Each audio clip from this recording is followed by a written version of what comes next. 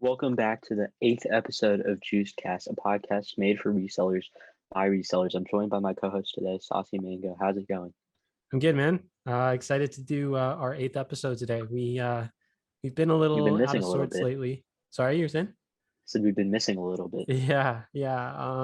You know what? Let's share a little bit about what's been going on in our lives lately. Maybe give our regular listeners a little insight into what's been going on and why we've been a little busy and behind schedule on our podcast episodes. Yeah, I think for sure, we want to be transparent with you guys, and obviously we haven't been that consistent over the past week or two. And a big part of that is just, at the end of the day, me and Saucyy are also students. So just having to deal with final exams, we're at the finish line and it's May. So just trying to get that done and staying consistent with that, as well as reselling and taking care of the podcast, of course. And also just with a lot of stuff going around in the world, and as you guys see on the news with like COVID and all that, and you've probably seen how it is in Canada. It's just we're trying to balance that, spending time with people outside of the reselling world, as well as making sure we keep up with the reselling stuff, is just finding that balance. But we're back now, and we're going to be consistent from from here and in the future. Definitely. Yeah, man. COVID's been pretty tough here in Canada, man. We have sort of a confused government right now. We don't know. We have just endless lockdown, but we'll see. We're starting to roll out some vaccines, so I'm excited on that front. And yeah, definitely school's been a big thing. I just finished up my semester in university, so happy to get those exams out of the way. But yeah, as DTX said, we are going to get the ball rolling. In terms of how the outlook is looking for JuicedCast going forward, we're going to be doing regular scheduled podcast as usual, Mondays, and then every 2 weeks we'll be following a bi-weekly schedule. So every 2 weeks we'll be having 2 episodes a week, which will be Monday and Fridays. But anyways, let's get to it. Today we are going to be discussing something really interesting. I know that we've taken you guys along our journey in regards to reselling, sneaker botting, all that good stuff. But today we're going to look at how diverse our industry is, right? I think that's what's so fascinating. And I keep learning that every day. The more and more I, continue this journey. And today we're going to talk about retail botting. So, we've always focused on sneakers, hype apparel, stuff like that, but there's so much money to be made out there with different types of commodities. And I know we talked briefly about it throughout our podcast episodes, how we've talked about our journey, how we've come to become the resellers we are today, and how we started. DTX, shared his story in regards to where it all started for him. And maybe you can go a little deeper into that and sort of, for those of you that didn't listen to our earlier episodes and you're joining us today, welcome. And DTX, let us know a little bit about where that all started for you and how that journey has been for reselling other commodities such as toys, collectibles. For you is also pools, stuff like that. So yeah, I'm really interested to hear that today.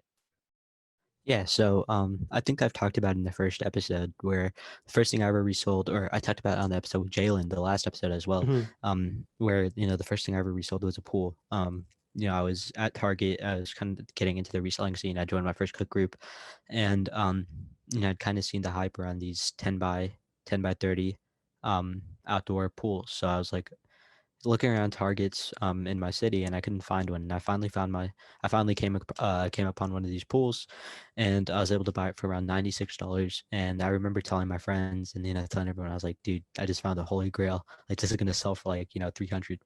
No one believed me. They were like, okay, yeah, like that's BS. We'll see in 30 days whenever you have to come back and return it. So I came home that day. I put it up on eBay. And keep in mind, this is my first sale on eBay. I had 0 reviews, 0 transactions, 0 everything. And I put it up on eBay for around $350. All right, I'm expecting offers, right? Of course, like I know I'm not going to sell for $350. And I was obsessed. I kept checking like every minute. I was using view bots and all that, and I was like, all right, it's not sold yet. Went to sleep, woke up the next morning, sold $350. Did you do anything to bump it up? Like no, the bump up listing? Just the view bot. Wow. Yeah. because I couldn't do sponsored listings yet, because it was my first transaction, and Mhm. I think now like eBay hates me because there was a point where I was like going really heavy and selling on eBay, and now I haven't opened the app since November. But just finding things like that in your local stores can be really special, and you can find that kind of info in in your cook group and Juiced. They're always putting info of like they're always putting info up of what's selling in stores, and how you can go about selling them, what platforms, and you can always use their community, which is always really helpful, like in whether it be in general chat or talking to one of the support staff. You have a community behind you to kind of help you and guide you through it. I'm going to be honest, the first cook group I joined wasn't that good. I wasn't I didn't have the opportunity to join a group like this and kind of get better insights. The first cook group I joined, they were even like you might have to return the pool, we don't know if it's going to sell. So kind of just guiding myself through it. And I'm always here too. You can always just DM me on Discord or Twitter or whatever it may be, or Instagram even, and I can kind of give you tips and advice whenever you got grabbing things for retail from retail stores. But the game has kind of changed a little bit. So from back when I used to resell pools, I used to just find them in store, or I used to be able to hit them retail on the Intex, I think it is site. Is it Intex? Do you know, Saucyy? I'm not too sure. INTEX, or I forgot the name of the pool company, but you used to be able to hit it Okay. on Walmart, manually, no problems. Yeah. Now we're kind of seeing these surge of retail bots. I'd say we kind of been seeing the surge since the time PS5 came out. Would you agree? Yeah. I Around, think yeah, that was the major switch right there, right? yeah. So bots like Phantom and Prism, they already kind of had that, but bots that are specializing in this, such as like Scottbot, eStock, and Stellar. These are bots, that are specializing in this kind of thing. So I know you obviously have more experience with retail bots. I've never owned one personally. Wait, except for Prism, but it's a little different. I more use it for foot sites. Mhm. What's your experience with retail botting, and like what's your beginner's guide? Like retail Um, botting for dummies. yeah. What do you have to, So, yeah. well, here's before I jump straight to that, I think I want to address one thing a little quickly. And that's sort of what we discussed previously, which was, we had a couple episodes where we were talking about intro to botting, intro into our industry of reselling sneakers. And those are the big bright lights of selling these hype goods, right? Like sneakers and apparel, Supreme, whatever it may be. Um, and the thing is, one thing we wanted to highlight was in one of our episodes, which was botting on a budget, right? How can you break even? How can you limit your costs, or make sure that you have enough money, like expendable capital, to invest into proxies or servers or whatever it may be. Retail botting is a good way to diversify to help you break down that cost, right? Because sneaker drops are on every day, right? Sneaker drops happen on a rare occasion. And I mean, if you're not looking to bulk buy a lot of these small profit shoes and you're only hitting bigger releases, you need to find other ways of income, right? But you mentioned this idea of like, the PS5 wave and the console wave and all that stuff, like taken off. That was definitely the switch, but I also think it was also the GPUs, right? GPUs are definitely trending. Well, they have been trending in a very, very high direction in terms of value and resale value. And that's what people have been sort of eyeing their eyes out, whether it may be Walmart, Target, or whatever other, Amazon places you could find these commodities, right? One thing I wanted to ask you before I jump into sort of what retail botting is and what it takes and sort of what sites you can do, I wanted to know, you talked about your experience reselling these goods. What would you say was like sort of the thing that I guess like persuaded you to determine, which goods had certain value, and how did you go about entering this market or studying it? Like, what did you do that really made sure that, I'm going to make money off this instead of just blindly spending money? Yeah. I think that's a great question. So GPUs have definitely been the surge in retail botting. And I think that PS5s were like, and the Xboxes were kind of what started it off, but the GPUs were kind of always there. And whenever these retail bots started becoming more and more popular, um, there was obviously like a surge in GPUs and other things as well, such as like Funkos. You used to be able to hit Funkos relatively like well manually. Mhm. Now it's pretty much impossible. Now I think they've kind of switched to raffles. You'll need like author's raffle bot or something like that. Oh, You know, really? I didn't even know they did raffle-based drops yeah, though. Damn. yeah. So kind of like, just finding ways to cop these retail items, or like these items that you wouldn't think usually resell. Um, One thing I can say for sure is go check your local stores, whether it be Target, Best Buy, things like that, because you can always find something there. You never know. There's apps where you can kind of check the inventory, but I wouldn't even trust them. I used to be really into sports cards, and it'd always say in stock, or it'd always say out of stock. And sometimes when it said out of stock, they were obviously in stock, and sometimes when it said in stock, they were out of stock. So just go check for yourself. If it's like a 5-minute drive, it won't kill you. So just definitely go check it. Go check it out for yourself before you check online. A lot of the times, something I've noticed is employees, they also know this stuff retail, and they try to buy it themselves after their shift. So if you call them and Yeah. you're like, "Oh, do you have this?" They're gonna be like, "Oh, no, we're sold out," even though they do. So don't trust anyone. Go look for yourself before you end up sleeping on a lot of profit. Yeah, that's really interesting. That I didn't even take into consideration that thing of like calling in and some of them might be like, no, we don't have it. We'll purchase it after we're done our shift. That's really interesting. I didn't take that in. But yeah, let's jump to it. So in terms of what retail botting is, obviously we touched upon that. And in terms of my experience, I mean, I haven't done very much retail botting. I've done a lot of sort of manual pickups, and it has also been just like with a lot of monitors and stuff, right? Like as we mentioned before, like Juiced.io has a lot of great monitors, great resources available to you to catch those restocks, catch those products dropping on various websites. So that's how I went about it. But I've done a lot of extensive research, quite recently in terms of what retail botting is, what it takes, and what are all these initial investments you have to consider. It is quite similar to sneaker buying, but it has its own unique elements to it.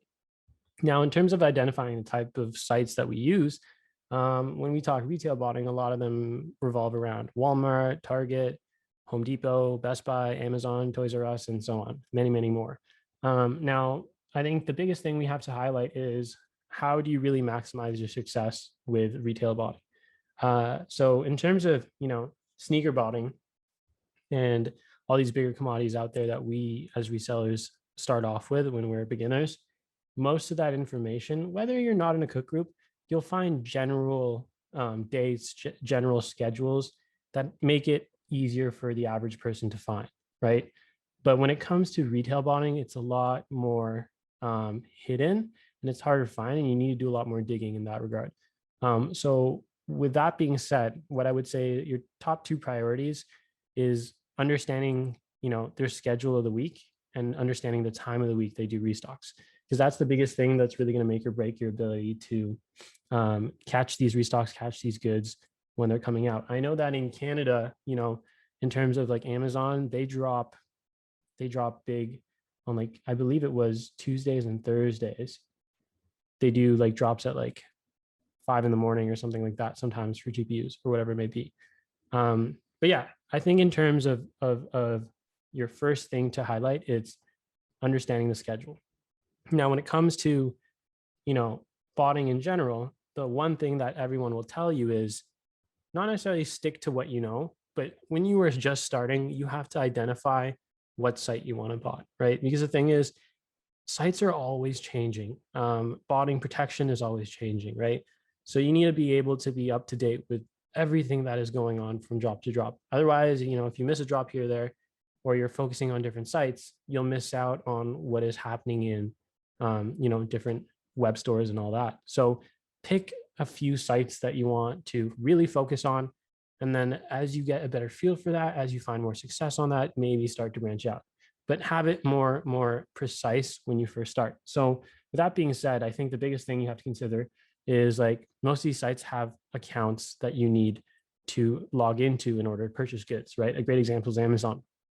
And just like how we have in sneaker botting, we have like Gmails, and you have to have like good Gmails for one clicks or whatever it may be. Or let's say Undefeated, right? For Undefeated, you have to have an account to purchase sneakers when they release. Amazon's the same way. And for Amazon, we got to generate a lot of accounts. And I don't know if you guys use certain toolboxes or like AYCD or whatever it may be, those are good resources to generate your profiles. And you have to make sure that each profile has different emails, each profile has different phone numbers. Now, let's say you currently have an Amazon account. I would say remove your phone number from it so that you could use that number to generate the accounts that you're generating. And then once you're done, you can remove it again. From there, it's really about choosing a bot for retail botting, right? Similar to sneaker botting, it is really important to study the market for all of the bots and learn what they're all capable of, right? Every sneaker bot or retail bot, all bots, different sites. They're not always able to do the same sites across the board, right? So just like your journey to botting, you must be prepared, confident in using these programs in order to generate a great profit. So decide what sites you want to bot. As previously mentioned in our podcast regarding budgeting, make sure to plan all your expenses and costs ahead of time. So further, consider additional expenses for accounts, proxies, and how many tasks you'll be running. For Amazon, it's a little different. You have two types of tasks you can do. I believe one of them is like sort of like an order ID and then the other one's like a SKU, right? So one of them for the SKU, the tasks you run with your SKU, you're able to run, multiple tasks using the same account. But if you're running the other task version of order ID, you can't do that. You can only run one task per account. So you'll have to generate a lot of accounts, right? And then the last but not least, the last thing you have to really consider is if you're going to invest in a resellable copy or non-resellable copy. Right. So right now, as DTX mentioned, we have Ominous, we have Stellar in Canada. We have really good beta bot right now. I'm not sure if they went public just yet, but it's Aurora, right? So these are all really, really big bots to consider. DTX, have you had any experience with sort of like ACO or running a bot yourself or renting out a bot in terms of retail botting? And do you know any sort of, I guess, friends of yours or people within your community who have really cooked out on retail botting, and what do you know any of their sort of feedback they've given you in terms of stuff like that? Yeah, so a good homie of mine used to have Prism, and they gave him the chef roll and everything because he hit around 82 Oh wow, really? PS5s. Jeez.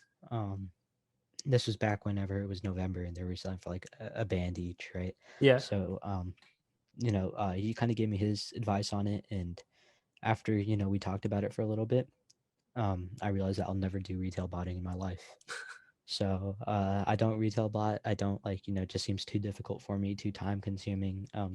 And I feel like for me personally, I just do foot side spotting. I don't even do Shopify. And even then, even now, I'm kind of starting to transition away from botting and giving it to my ACO people that can cook a lot more than me, people that have better resources than me, people that you just have to realize that there's going to be people that can do that, and there's going to be ways that can be advantageous to all. So you're paying them a good pass, or you're doing them a favor for running you. Basically just building good relationships with people that can cook. So for me, I ran on the Jubilee 11s, Mm-hmm. and including PVs, including PVs.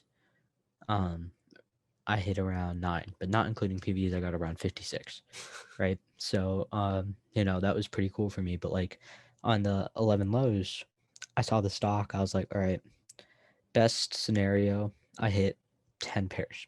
All right. I gave it to my ACO and I was like, what's the best you think you can do? He was like, I can probably get you 30 to 40 pairs. He ended up hitting 58 pairs, right? And that there was so many PVs, probably 40. Did you crack down on why they were getting PV'd? Do you know why? Yeah, I just need to do some profile work, get my jigs better, stuff like The that. addresses, We right? can definitely, yeah. So I'm starting to pay people I know to use their address, $5 a box or something like that. Nothing bad, but paying them to where it's worth it for me. So with 11 lows, I'm not going to pay them. It's cutting too much into my profit. You feel me? So it's trying to pay them maybe, one thing I did last time with the threes was I told them I'll just buy them lunch or something like that. It comes down to be cheaper for me if I'm buying everyone 6-7 people lunch. You feel me? Yeah. And then paying them per box. I'm paying them, So, PS. Yeah, so like just doing stuff like that. But yeah, my ACO runner was able to hit 58. That's 5 to 6 times more than what I would have been able to hit by myself. Learning that there's going to be people that are better than you at this. I still have a few good bots myself. And sometimes I just give it to them. I'm like, all right, yeah, go ahead and run this if if it's a rentable bot. But yeah, I know that Saucyy does. He's better at botting than I am. So there's times that I'll just give Saucyy my profiles too. Um, it's just all about finding what works for you, and what works. Like, don't try to the best way I try to say this, and the nicest way I'm trying to say this is, you see other people trying to hit 100 clips and you're like, oh, I want to do that too. Trust me, I've been there. Like, I've I put a lot of money and resources into botting to get little to no results. And that's fine, that's okay. So it's like, uh just doing better in that sense. Now, don't get me wrong. There's been times where I have cooked drops. There's been times like Saucyy knows about my silver toes, or my Yeah, you UNLV posted that on your dunks. social media. Well, for everyone, we post our socials at the end of the podcast. Check out his Instagram. He's got a sick picture of all the Of all the kicks he silver toes. cooked that drop. Yeah. So thank you. So we have so I've cooked UNLVs, which most of them, if you cooked UNLVs on Foot Locker too, you in the US, you'd know the pain around those of, they all got canceled pretty much. I think like Yeah. 96% or something like that got canceled because they oversold big time. But I'd hit a big clip of those. I don't even know if you want to count that. But I've hit the dunks, I've hit silver toes, I've hit I think I hit around like 90 plus cool grade threes. Not for me. That's for my friend who has no tax, so it made sense for him. I hit, like I told you, around like 50 plus Jubilee 11s. Um, I hit a few PSG ones. So it's like, I'm not horrible at botting. Like I've kind of found a setup that works for me. But just having to put all that time and resources into constantly changing your setup, it gets really time consuming. And if you don't have that kind of time, I definitely recommend finding a good ACO runner. Would you agree, Saucyy? Yeah, I think that's honestly, it really boils down to that. And I think that speaks volumes into what I was trying to touch upon, like at the beginning of our episode. Like I said, our industry is very diverse. Just because, you might study the game, you might study body, you might study all that, doesn't mean it's always for you. But that doesn't mean you're limited in that regard, right? If you have that strong understanding, that can translate into many different things. You might have all the good bots, but not know how to maximize them. Maybe considering, having an ACO runner run them for you, right? That's one thing. Or renting them out. I recently started doing a lot of rentals now, and I've been making a lot of good sort of passive income over that. And that's been helping me mitigate my costs for proxies, servers. I recently invested in a big sort of bare metal server with Oculus, for like monthly servers, 24/7 servers. And they're really, really good. But they're expensive, right? And they're pricey. In order to sort of combat that, you need to find other ways to make money, not just waiting for a drop, right? Because who knows if you'll hit right then and there. So rentals are definitely a big thing I suggest for all of you.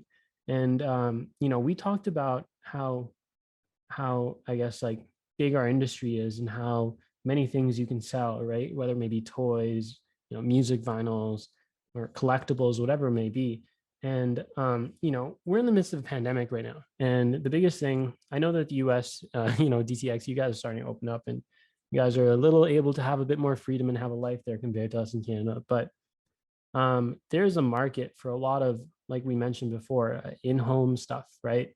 And that's where a lot of also retail botting has stemmed from, right? It's about sort of home improvement stuff, whether maybe, like you said, pools, people buy weights, home gym equipment, stuff like that. Really, really is useful to a lot of people, right? So you don't necessarily have to buy those commodities. Some people rent out bots in order to attain those products. If you were able to invest, like I recently invested in a couple of copies of, retail bots. We have like ESOC. Now in my arsenal, we have Stellar, and those are all great bots, good bots, and they generate a lot of income, passive income, if you just, find ways to rent them out and have them passed on to other people who make better use of them. But having that investment too is also sort of like a good way of having something that's not necessarily depreciable, right? You invest in something like a bot. Yes, it might fluctuate here and there in terms of the price of the bot, but that fixed price is always there. You're not going to lose that when you're renting it out, right? If you choose to stop your rentals and then sell off the bot, you can do that, and you would have made money in the meantime while you had it, while you were owning it, right? But yeah, I don't want to stray too far away from the specific of retail botting, because I did want to discuss a couple more things in terms of how it compares to sneaker botting. So, we talked about the bots, we talked about the commodities you're able to attain. We didn't talk about actually how to use the bots and what, profile creation looks like, task creation looks like, and how it differs from, the sneaker botting that we all are a little more familiar with. So let's get started. So in terms of profile creation, it's very, very similar. It's not very different. Like DTX said, he had a lot of success with sneaker botting, and there were times where he didn't have much success, a lot of cancellations. That really ties into your profiles, and specifically the addresses. Obviously, when you create various profiles, you have to make sure the card number is different, the email is different, and obviously the phone number is different. But besides that, you need to have a jigged address.